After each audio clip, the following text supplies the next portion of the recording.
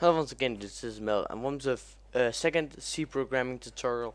In this tutorial we're gonna be looking a little bit at do C++. Now the first reason why I picked this was because it both have a pretty good text editor. I would not prefer it for C++, but for C it's pretty okay. But also got an inbuilt compiler, so we don't need to care about that. So the way it works is that we have project, classes, and debug. So what we're gonna do now is to click on File, New, Source File. Okay, so right now it's just saying Untitled 1.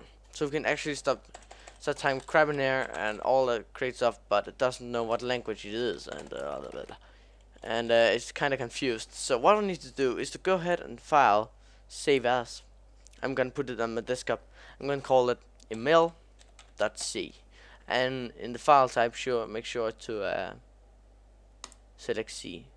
There we go. Alright. So now basically we have made our first C programming tutorial. Or no, sorry, source file. So basically now I can go ahead and type some code. But let's say that you did go ahead and you were a little child and you were just alright, yada yada yada, and let's compile and run this and see what happens. Nope, it doesn't work. As you can see, down here we get the lots of errors, so don't do that. Instead, follow the tutorials and try to type some useful code in there. So the first things that we'll need to do is to include some files. Now the first one is called stdio.hey.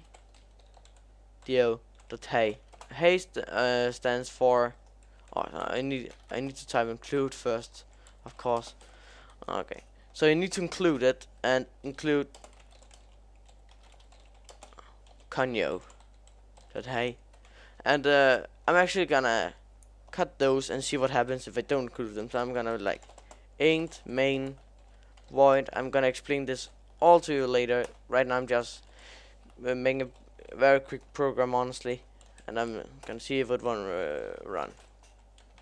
So I'm gonna go ahead and hello C.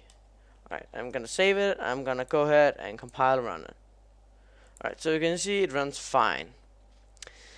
But I still want to include those functions because it's something that is inbuilt in do C++ and gives some extra functions. So go ahead and